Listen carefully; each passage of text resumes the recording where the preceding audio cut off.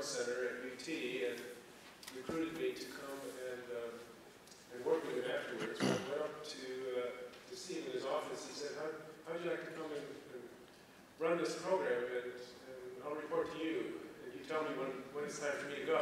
He said, Sam, I will never tell you when it's time to go. But unfortunately, he decided it was time to go a couple of years ago, and right now I have the pleasure of helping him think about the memoirs that he's working on and hearing his current projects. Reverend Steve Thorney is our other panelist, spent time as a chaplain at MD Anderson for many years, has been a director of Presbyterian outreach to patients at the TMC, was an associate pastor at Southminster Presbyterian Church in Missouri City. Then in 2007, he returned full-time working as a staff chaplain at MD Anderson and retired in December of 2012. And our last panelist is Shamshad Haider. Shamshad Haider, an imam who grew up in Karachi, Pakistan, received a BA from Karachi University in International Relations. He moved to Iran to study theology, finished coursework in Islamic jurisprudence and rational philosophy in the Islamic Seminary at Qumran. He moved here to the United States in 2000 to serve a Muslim community in the Dallas area, where he also enrolled in a master's program in professional counseling at the University of North Texas in Denton. He's currently teaching Islamic studies and the Quran at the Al-Hadi School of Accelerated Learning here in Houston. Also, he's a school counselor at Al-Hadi, where he works with children and families in that community. As if that wasn't enough, he also runs an online institute called Al-Mahdi Institute, offering courses in logic, theory of knowledge, Islamic worldview, and Islamic ideology. The website, for those of you who would like to take a look at it, is www.almahdi313.org. I wish I had We'll get it to them.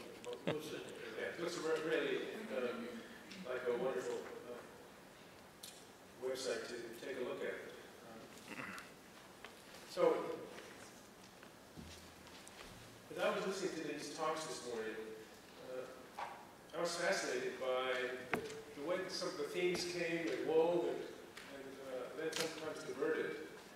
The issue of end of life, Dr. Brody told us, is really not where our savings are to be found.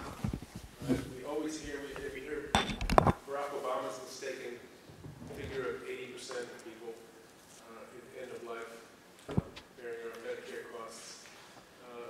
We all have this illusion that this is where most of the costs are, and we can wring out of the system. And Dr. Brody showed us, I think, definitively that's not the case. So my question for the panel, though, is let's say it were the case. Okay? Let's say the great bulk of care, of costs of care in medicine, claims on our social budget, were expended on people in the last 6 months or year of life. How would your religious tradition approach that? Would you support each life indefinitely, to the last breath, to the last heartbeat, to the last flicker, or the last cell in the lung, or the big toe? I mean, how far would you go in believing theologically that it's justified to spend as much money as needed to sustain a life absolutely to the very last flicker? So I thought we'd start with the easy ones. Who wants to answer first? You know how to operate that? Oh, it's already... Yeah. Bismillah ar-Rahman ar-Rahim. The value of life is both physical and spiritual.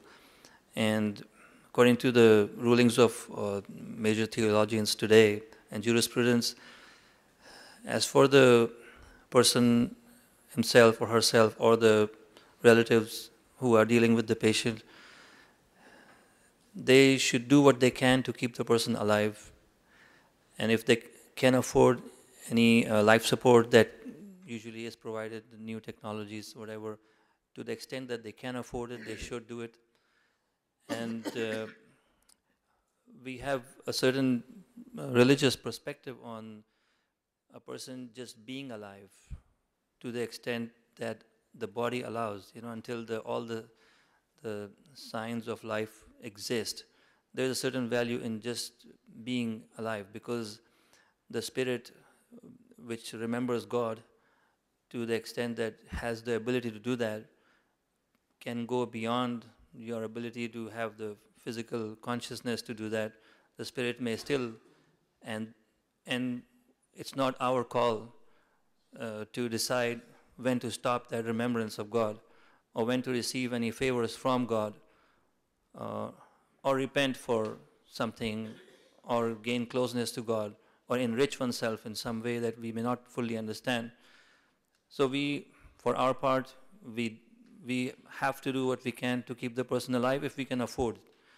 The rest of it is up to the medical profession and the government and policy makers, what they do with it.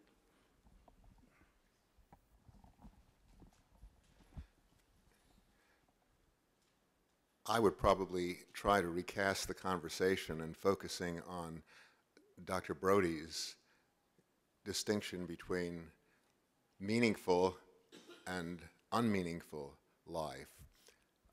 Even if there were no constraints, no financial constraints. Some of you may have seen the play Wit, which was somewhat of a caricature, but it made a very important point. Here's an individual who knows that she is dying and wants to die, wants to relate to someone during this last stage of her life, and instead she has two physicians, research physicians, who are using her, keeping her alive in order to advance the cause of scientific research and perhaps help them gain the Nobel Prize. It's far-fetched in many ways, and it's not totally fair to the medical profession, but it had quite a stir because I think it made an important point. If that patient needed to converse with the audience in order to find someone who cares about her, she couldn't get that caring except from one nurse who listened to her story.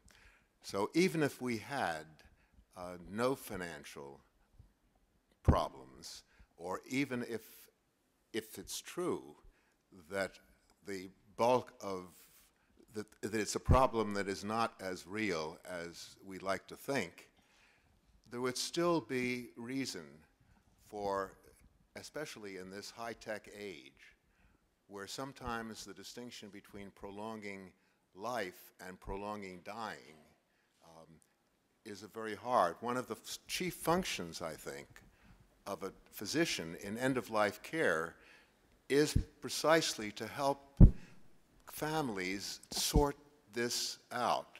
Sometimes one member of the family, because of guilt, not being out of town, not being able to let go, though the mother wouldn't want to be alive now. She's made that quite clear to the other daughters.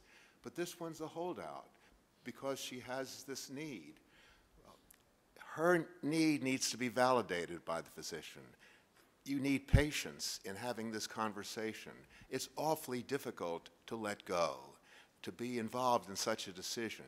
Doctors need to be sensitive to this. But in that particular case, talking to that daughter and helping her to feel that we never do enough or never feel that we do enough. I'm sure you were better in many ways than you thought, and you did the best you could under the circumstances. I'm thinking of a real case where the daughter was brought around to allow the mother to lapse into the death that she would have wanted under those circumstances, rather than continue to be attached to the artificial life support system. If there is the financial crunch, and I don't want to avoid the question, and we find out that so much a disproportionate amount of public money or financial resources for medical care are expended on that last part of life, I think that we may need to have a two-tier system. One, if we have what one can expect from public resources, a certain kind of subsidized care, if it's judged that the efficacy or if utility is indeed a real phenomenon at certain points, and it is judged to be that, then I think it is not unreasonable for a society, in order to be able to provide for its young, to allow public money to be used for situations where there is reason to believe that life, in a meaningful sense, can be sustained. And people who can afford it or who can mobilize private resources to have that surgery, which most physicians, if not all physicians, would not really want to do, then so be it. I've talked too long and I'm going to stop. Thank you, Sam. I returned to MD Anderson in 2007 to work full-time in palliative care, which has been a great, great privilege. As a board-certified chaplain, and all our chaplains in all of our hospitals, our responsibility is, to the best of our ability, to provide spiritual care to people of all religious traditions or non-religious traditions, their belief structures. So, but was particularly asked to be a part of the panel today from a Christian perspective. I think one of the things in my experience that toward end of life, and Courtney, when you were talking about the miraculous, and Baruch as well, in general, I despair a little bit for Christian theology as it's being lived out in our culture today. I think preachers, for those of you that are here, we really need to recapture the concept of finitude. People seem to, Ken Pargham and I were talking a couple of weeks ago about Carrie Doring and her theology of redemption versus the theology of lament, and helping people to gather again a broad concept of what scriptures are teaching about healing and curing and those kinds of things, and finitude. So many different Christian perspectives on how end of life would be handled. For the most part, the tradition is comfortable with recognizing that in life and death we belong to God, and that we are stewards of our bodies, but there is a time that's appropriate to let go of life, and that's that finitude piece. The direction, especially I've been stirred up a great deal this morning, and as I speak to you, I'm finding myself much more emotional than I might have expected in thinking about the conference over the past several months, and that is that our family is right in the moment living through a rather unexpected confrontation with the potential for end of life with my wife's father-in-law. And there are so many themes over the past 10 days that have been raised this morning that I just want to take a couple of minutes, Tom, to reflect on that. Because it's raised some moral distress for me, although I did retire the 1st of February, and a part of my adjustment, but a part of what I'm bringing to the whole situation in terms of intellect and professional experience and personal history is that I'm trying to figure out who I am in retirement. So how much of me is kicking into this professional mode of thinking about how my father-in-law is being treated, or not, versus who I am and who I'm trying to be in this moment. My wife retired from 35 years as a social worker at MD Anderson 2 years ago, and so she's bringing her own set of expectations and hopes of what she might provide in terms of providing professional guidance, as well as wanting to be a daughter through this whole process. So we've got all that going on. And in the past 10 days, I've been thinking about all the conversations and opportunities that my father-in-law and mother-in-law and Chris and I might have had over the past years about end of life, and we haven't had all the conversations that we might have, both from thinking about life and values, how that fits with our religions and those kinds of things. So there's a lot of undercurrent. And then I'm confronted with the thoughts of us as professionals. He went to his primary care physician because he didn't feel well on Monday night a week and a half ago. Went to the doctor. Doctor said, you're not going anywhere but straight to the hospital. He was put in intensive care. My father-in-law had open heart surgery in the 70s, which makes him somewhat of a miracle already. He has had 2 generations of cardiac pacemakers. He has been stented. Went to the cath lab last week, and they were unable to stent him any further because his heart was too weak, way out of rhythm. He's 89 years old, and nobody has had a substantive conversation with him about his code status. Now, that he's sick, that anyway, and I would add also that he's very hard of hearing. My wife's Hispanic, so we're talking about cultural things and issues, informed consent. It's been amazing to watch how quickly clinicians want to defer to family, to his wife, to make the decisions. You got to work.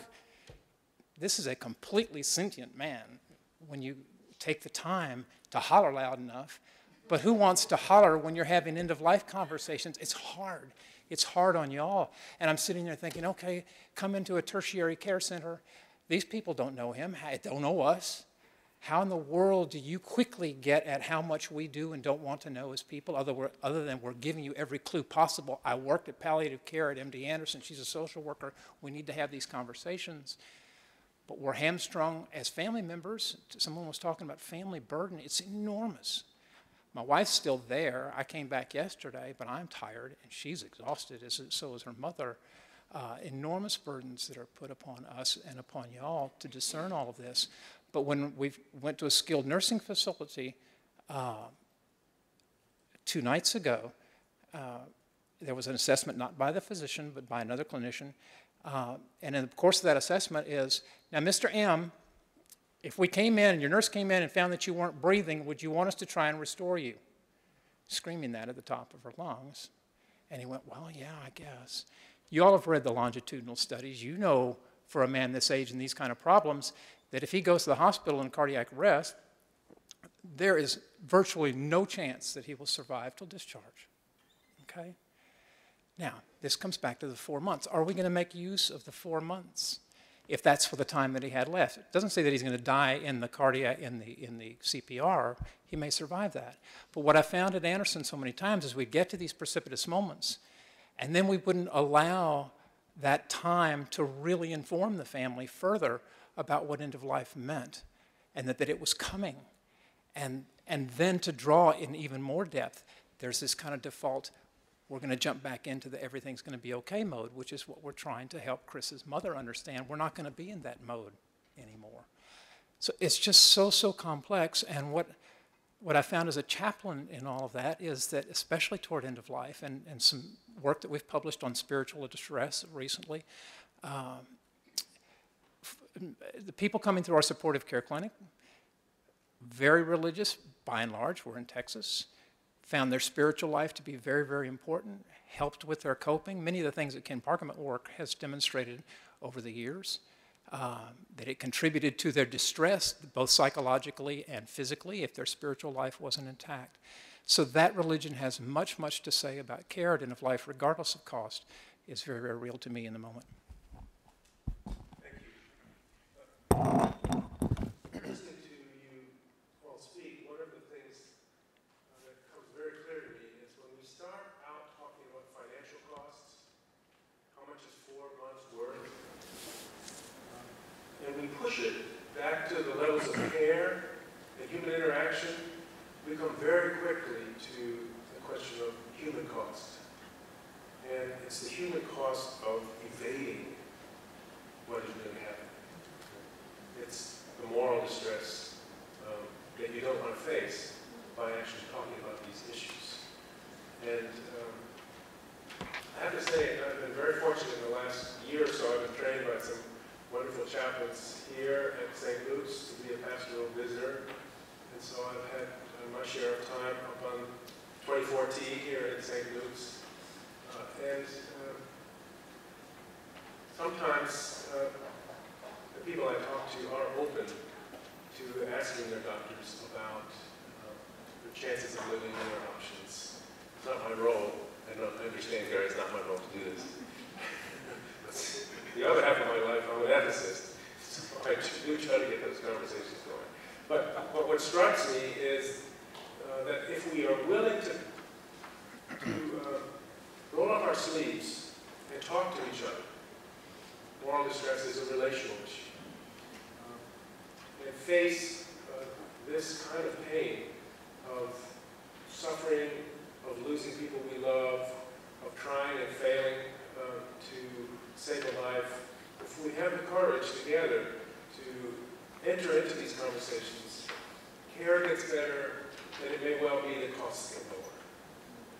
It may well be that that's one of the outcomes of genuine talk about end-of-life care that needs to happen far, far ahead of when your father-in-law is really right at the end of it. And of course, this is what was taken off the table in the last electoral election, or 2 electoral elections ago, when the proposal to pay for this kind of a conversation in a routine visit was labeled death panels and by the Republicans, and it was just pulled out of the healthcare reform bill, which is basically scare tactics. Anybody who's been around in ethics or chaplaincy knows it has nothing to do with death panels. It has to do with talking about life and how you live the end of your life. So I just want to make that point about not evading, and this is our problem with medical educators too. We don't do this very well. So we need not to evade these issues that cost us lots of money, lots of moral and spiritual distrust, and that have the potential to be ameliorated if we have the courage to talk to each other. So let's see. I was going to ask the question of how much is 4 months of life worth? Right? That's the logical question that comes up. That's probably not a very helpful question to ask. But it's interesting to know that in the 19th century, it was very hard to establish the life insurance industry because life was thought to be sacred. You couldn't put a price tag on it. And therefore, many states just refused to allow life insurance companies to operate. And now, of course, we're much more used to putting money value on a life. We have actuarial tables, and we all make these calculations about how much money do we need to pay the mortgage if I'm gone, and so on and so forth. But it does speak to this issue of the complexity and ambiguity of costing out a human life, the necessity of it on the one hand in economic terms, and the impossibility of it on another in religious terms. Right? In the Mishnah, we hear, he who saves a life, it's as if he saved the entire universe. Well, religious people believe this. I believe this. But that's on our religious side. Financially, we can't order a society on these terms. So, let's move on a little bit to Courtney's wonderful study and illuminating comments about moral distress. And I wondered if we might begin with the question of how do we distinguish between spiritual distress and moral distress? What's the overlap there? Does it impact how we think about preventing moral distress? How do you all think about that? If I understand the question correctly, like spiritual distress, you mean like the values, how you... The distress about the fate of one's soul, about one's relationship to God. The patient himself, oh. Yeah, the future life. Those are what I think about as spiritual distress. There's a huge void in our intellectual understanding. By just thinking, we can't figure out a lot of things. Where we came from before we came to this world, if we believe in a soul or not, and then what happens after this life. by just thinking, for example, if I don't use any religious source, just close myself in a room and think about it, I find it impossible to figure out a lot of things about before this life, after this life. Okay, if there is afterlife, if there is a God, then how should I live my life to have salvation in the next life? There are a lot of things, the moral values that we do understand, but then the details of that, religious practices we need to do or not do. There are lots of things about how we deal with other people in terms of our transactions with people. Laws, regulations, punishments or lack of punishments. All of these things fall in a huge area of intellectual void that most people just defer this issue to the government they follow. They live in a certain country, they say we follow the laws of the government and that's it. But then laws are through what we call democracy. Now it's constant change and votings and elections and surveys and all of that. But there's the whole question of religion. If there is a God, if there is an afterlife, then does God communicate with us? Does God, for example, tell us how to live our lives? Is there a system of laws that operates in our lives that we're supposed to adhere to? Is there a moral code, the details of that, for example, exactly how you incorporate those moral standards in our lives? Now it depends on what you attach yourself to. For a Muslim, let's say you attach yourself with a legal system which we believe that has come through the last prophet of God, and then that legal system, of course, runs through this whole process of jurisprudence, and that also takes into account the time and space you live in, and then through a whole long process and procedure, you come to a ruling, and then, so people say, you know what, I fill that intellectual void through the rulings of my jurisprudent, because he uses the sources, let's say the religious scripture and the sayings of my prophet and wisdom, just, universal principles of wisdom and things like that. And that ruling, I say, you know what, I'm not going to drive myself crazy, just keep thinking or just doing guesswork. I'll just rely on it and follow it. So that takes care of the distress in many ways. Just putting the burden of that understanding right on someone who is an expert in that field. Now, for a person who does not follow my religious tradition, there may be a big question mark itself. Like why would you put the burden of that on someone else? Why would you trust that other person? Now, in the context from where I speak, that makes sense, and that requires a lot more detail, and this is not the place for it. So, now emotional distress a person knows that, for example, even sickness is from God. That pain can sometimes purify me in some ways. Like for example, we don't believe sickness as a curse or death as an end of life, really, because life, for a person who believes there's a soul, is not the end of life. Death is just a transition. The soul, if it exists, well, the body dies. If you believe there is a soul, then the soul must have some future. It doesn't die. Then what lies beyond life? There must be some life. And then, again, that huge question mark will have to be answered through some revelation that explains what's after life. Okay. So emotional distress, of course, there is the distress of all these attachments we make for ourselves in this world. Losing these things. When we are leaving this world, a big part of it is just the fact that we are in this life, we are in this physical world to which we are attached so much. We love this life because we have kind of indulged ourselves so much that it's hard to let it go. There are some pluses of that, like having a family. That is really a good part of it that we don't want to leave. But then all these other things we have piled up for ourselves, not all of that may be beneficial to us, but we have attached ourselves to it. And we love it because it's just good to have. But then this is this world is a very brief time of where you will just, like a you're in transit in a way.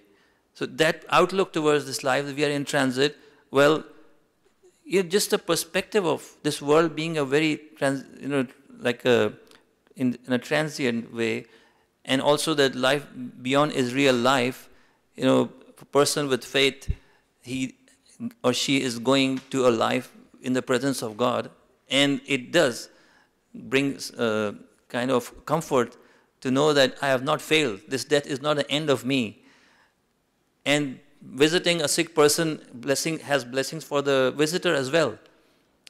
So death and sickness, and these are part of the whole process of growth, spiritual growth, and it has a lot to do with how we view these things. I'm sorry, I tend to go on and on. Thank you.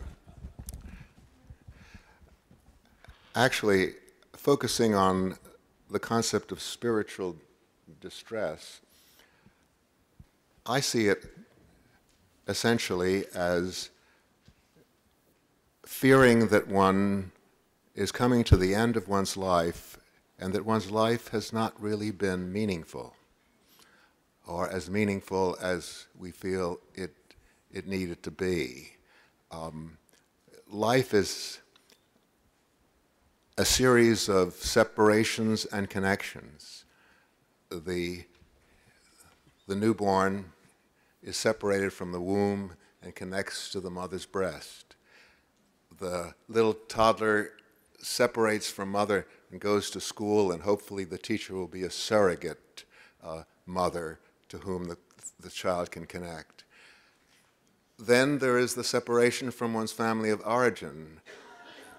Sometimes that separation needs therapy before it can, so that you can connect. In fact, the tradition says, you shall leave your father and mother's house and shall cleave unto your spouse. And of course, the final separation from this earth is death. So then the question is, what is the connection? And those who have the most spiritual distress are those who feel the separation is about to take place. They may not have a concept of immortality of the spirit, or that God conserves what is of value, or they may have such a concept and are concerned that if there is judgment post-mortally, it's not going to be in their favor. But basically, I think that the role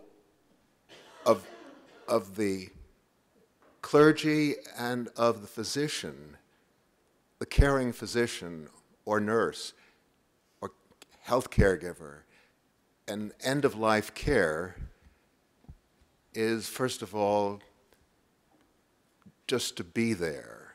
The greatest fears are inadequate pain control and abandonment. And if a doctor has treated a woman for cancer for 6 years, and cold turkey, when it's time for palliative care, she doesn't see him again, not even a call from his nurse, and she feels a sense of betrayal. She bonded with him. When you can't cure, you can still care. To be there. And secondly, I think that the spiritual distress can be alleviated by a sensitive physician or a sensitive clergy person by encouraging a person to do a life review, by asking the person, what are you proudest of? What have you given to someone else that makes you feel good about your life? Many people have a tendency to undervalue the meaning of their lives. Your role is to help validate them. That's a way of relieving spiritual distress. And basically, the role of the clergy in solemnizing, marking the end of life, is in the eulogy to affirm the significance of that human life. That's the greatest consolation that the people who are there need. And if they believe, as I do, that there is something positive, I am agnostic as to its precise form. I know all the stories that we tell, and we tell different stories in different traditions. In my tradition, the rabbis think of it as studying Torah with God in heaven. Anyway, the eulogy, at its best, is comforting if it truthfully affirms the significance of a human life. So spiritual distress is caused by meaninglessness and the feeling that there's not much that one can do about it at this point. In the interest of time, I'll be brief. A lot's been written in the past 15 years in trying to provide a definition for spiritual pain and spiritual distress, and kudos to the person that finally decides on what that is. But Sam's hit on so many of the issues which, in my work in palliative care in particular, would define spiritual pain as distinguished a little bit from religious pain. But you know, that person who's arrives on the floor and there's so much physical pain that they're despairing that this is all that life could possibly hold for, and that sense of meaninglessness, that sense of being alienated. You're in so much physical distress that you're not even aware or able to experience the love that may be coming to you from the room of family members or clinicians that are there. Sometimes spiritual distress is associated with guilt and shame and a lack of forgiveness. We'll just call your attention to how prevalent it is and why the work that all of you all are doing as clinicians, social workers, chaplains, case managers, physicians, nurses, published in American Journal of Hospice and Palliative Medicine on spiritual distress of people arriving that first day in the unit, and of those despair, meaningless, wholeness, brokenness, those kinds of things. In my assessment of them, they had to have demonstrated concerns in two of those areas, two of those domains. 44% of the people that arrived in the acute palliative care unit would have been in spiritual distress by that assessment. We did a validated study in our supportive care clinic, and again, over 40% of the patients, 58% of the caregivers had spiritual distress based on all these validated tools. With the patients, 49% of that spiritual distress was in their relationship with the divine. So if you divide all those numbers out, that meant that people approaching the end of life, and that could be weeks or months come into the clinic, but it's getting brief, 25% of them were experiencing spiritual distress in their relationship with the divine. So if there's, and that was published in the Journal of Pain and Symptom Management. I would encourage you to read those. They're I think, good ways of thinking about why clergy and chaplains are so important in the care of people toward the end of life.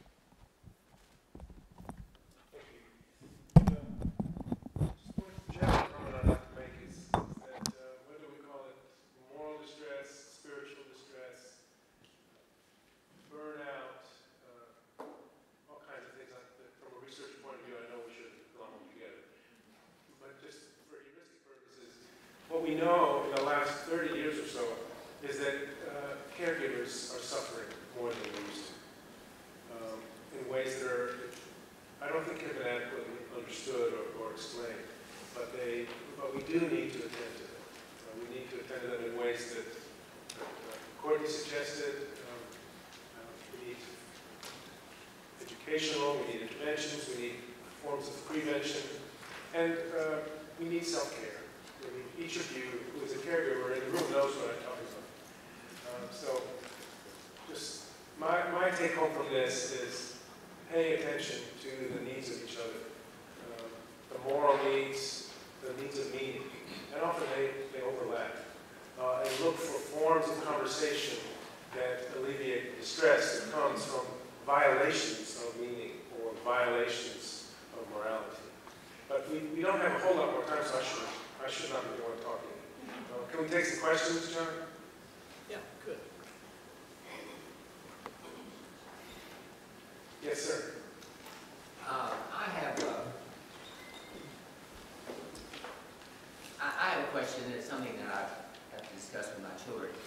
I'm in a few weeks I'll be 85.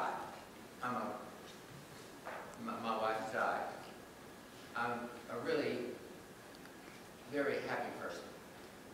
And it wasn't that I'm not dreading death, but I told God the other day I really need 7 more years.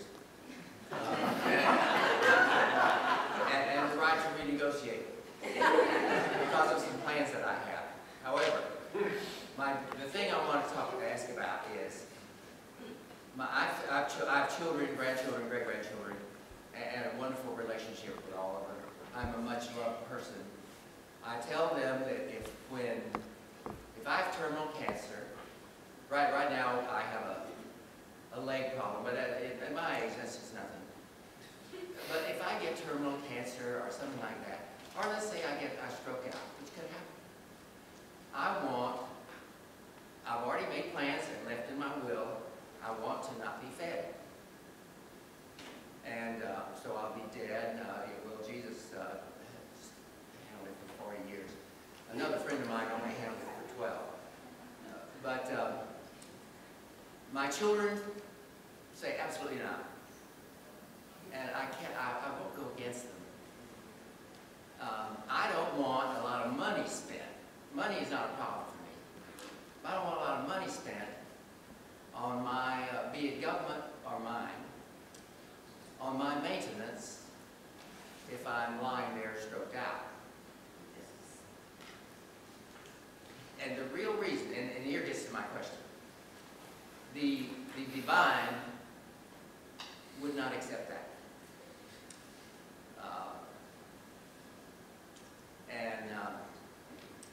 Would not accept that. I just have to go on with whatever I have to go through. No matter. Maybe that's the question for the panel. Would the divine accept that? Yes, that's the question. Why don't we go there? Would the divine accept? Accept his choice. Accept his choice. Not to be fed. I mean, Not to be fed. well, my grandfather, that means my mom's dad, he was 94 when he passed away in Chicago a few years ago. So he insisted that no tubes or needles should be put in his body. And so his 3 generations were with him in Chicago.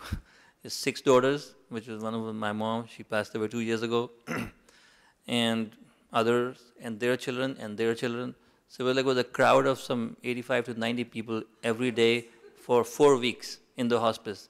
It was a celebration going on of some kind. So they were, and he was enjoying his time with everybody, but he just got weaker and weaker and weaker, and he passed away. He just insisted, I don't want to be fed. I don't want anything.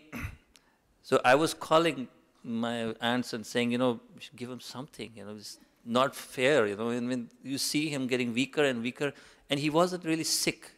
But it was some liquids used to go into his brain and sometimes mess up his thinking or some memory or something.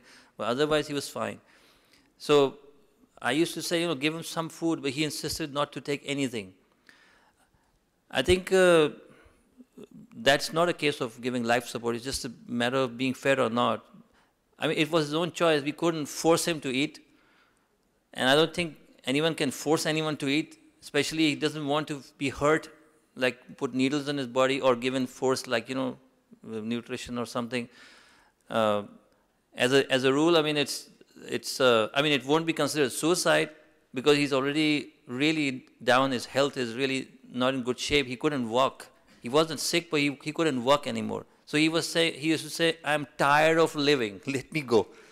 So in his case, I couldn't fully understand why he made that choice. As a jurist, if you ask a person, theologian will say that, you must feed a hungry person. The person cannot starve himself to death. That's not but if you become unconscious, to put someone on life support, that's not required. That's not required to put a person on life support. But unless a person, can afford it, can pay for it, it chooses to continue living, there is a blessing in living that way. But we cannot forcibly, keep a person alive or forcibly, feed the person. That's as far as I've understood.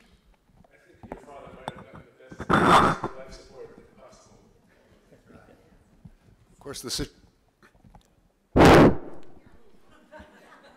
the situation is different now than it was before we had the artificial life support systems.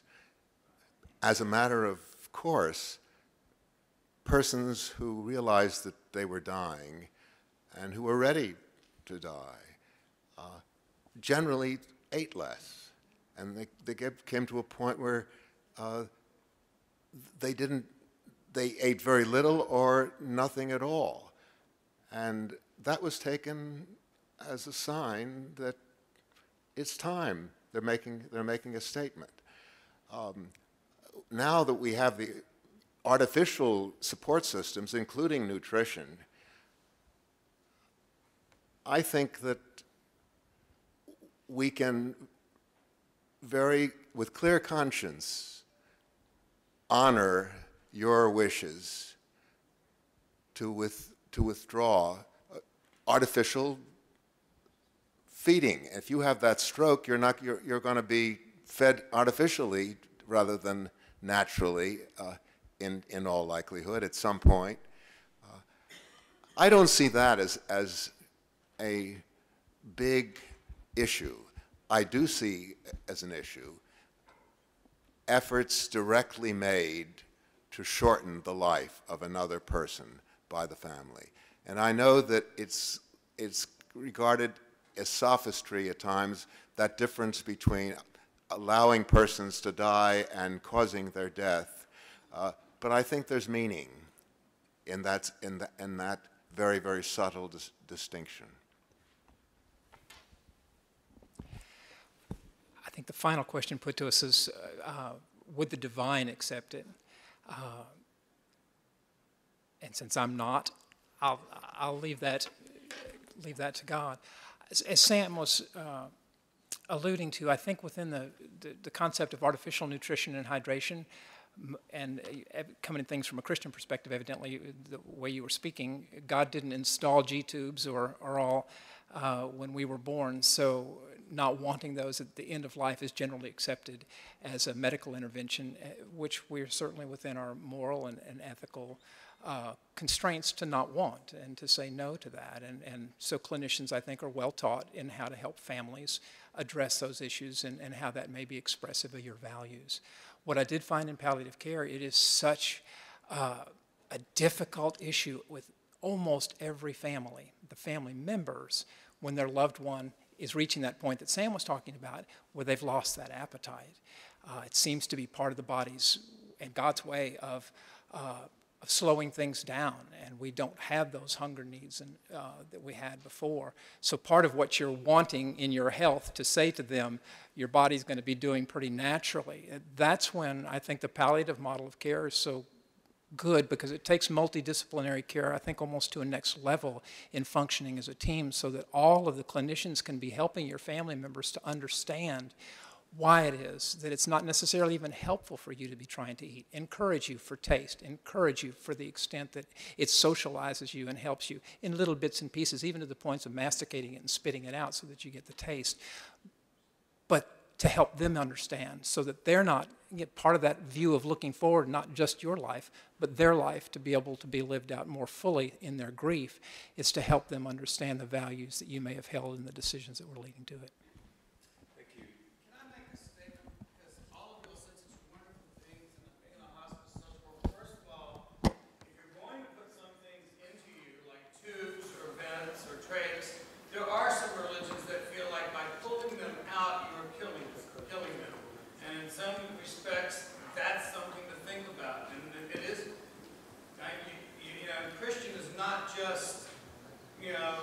Protestants, there's Church of Christ, there's Jehovah's Witnesses, there's Catholics, and each one of them look at that, pulling something out is a very different thing than putting it in the beginning. So that's something to really think about and have that conversation ahead of time. If you're talking about right now what you want, and you need to talk to people what you want, and even though your kids say, well, we're not going to listen to that, put it in writing, and if your kids aren't going to listen to that, find a best friend, find a reverend or a pastor who will follow that even though they love you, and help, like you said, help them make that distinction